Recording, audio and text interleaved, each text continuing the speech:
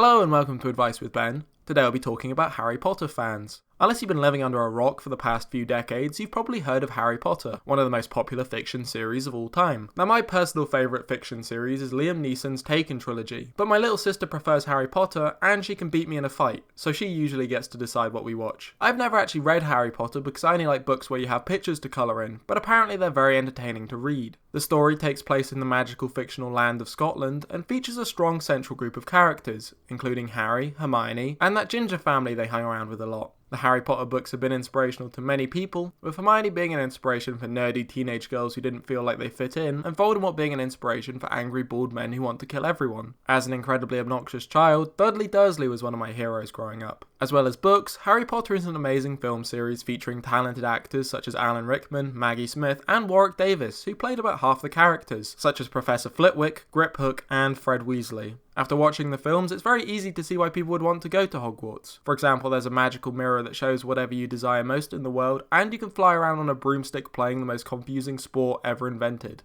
My only real complaint with the series is that I wish it were entirely centred around Dobby the house elf. Despite the Harry Potter series now being over 2 decades old, it's still immensely popular, with millions of fans who still haven't realised that other books exist yet. This fanbase includes people who play the sport of Quidditch despite having no magical abilities whatsoever, and people on Tumblr who are huge fans of Draco Malfoy for some reason. Most fans do an official test to find out which of the 4 Harry Potter houses they would best fit into, answering a large variety of questions on different subjects. If you're a main character, you get put into Gryffindor.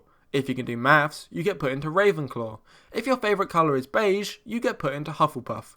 And if you kick puppies for fun, you get put into Slytherin. Slytherins are not particularly well liked by many people. In fact, most of my family don't talk to me anymore because I recently found out I was in Slytherin. But I promise I'm not that bad. You can also do a test to find out what your Patronus would be. Mine is apparently an elephant, and I'm not sure what that says about me.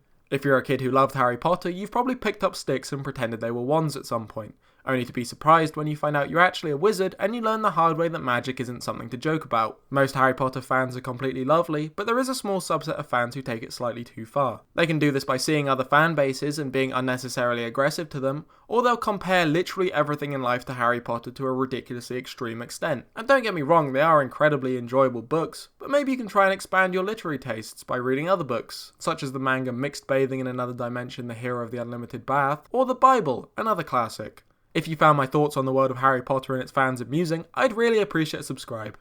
If you don't subscribe, that's fine of course. I just hope the next time you see a Lord of the Rings fan, they aim one of Legolas's arrows in your direction.